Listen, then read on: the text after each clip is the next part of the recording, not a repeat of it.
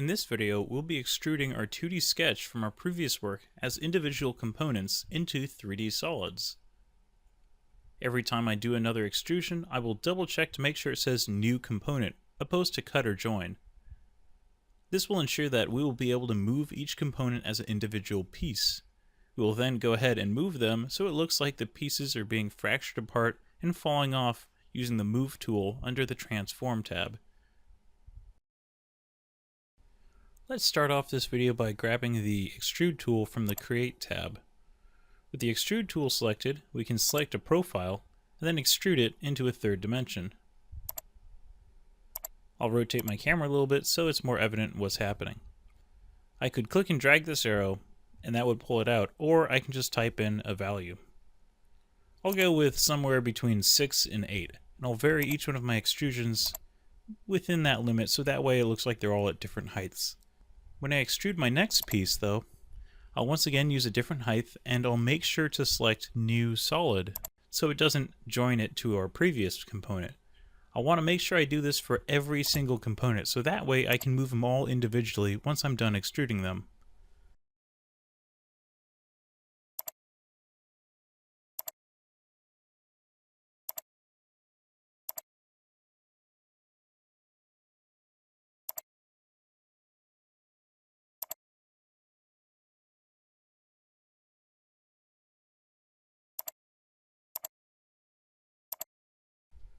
I'll just go ahead and extrude all the other components just like this. Notice though the ones that have the cracks in them, I'm not going to extrude the cracks, so that way they're missing these kind of holes in them and it really looks like it's fractured and broken. Alright, with that, all of the parts of our broken Mexico have been extruded. Now we're ready to start moving them around. If you can't select any of these pieces as individuals, like for instance it highlights two pieces at once when you move your cursor over them, then you probably need to go back and delete that part and re-extrude it as a new component.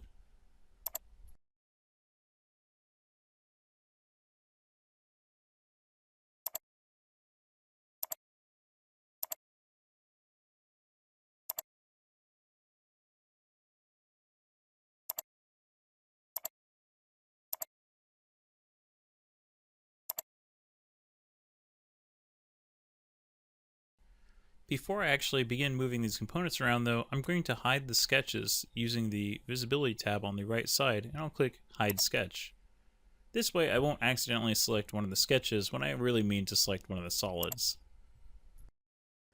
We can begin by selecting multiple components by holding Shift and then clicking on each component. We can then move them by selecting the Move tool at the bottom of our screen, or the Move tool under the Transformation tab at the top of our screen. They're both the same button, it's just the one at the bottom only appears when you have something that you can move.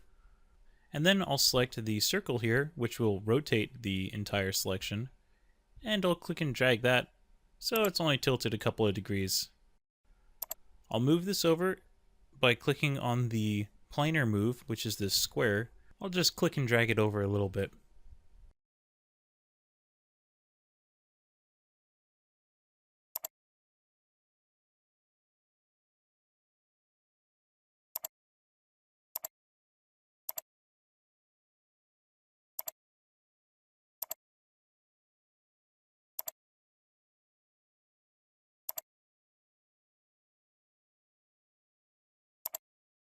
If you make a mistake and accidentally grab the wrong circle rotator tool, like I just did, you can go ahead and push escape on your keyboard and that'll cancel the move.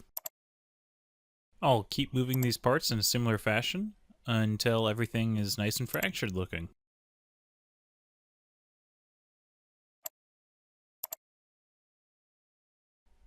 I'll also move some of the smaller pieces down to the ground plane because I'll be putting this on top of a pedestal. By doing that, I'll make it look like they have fallen off and are just sitting there.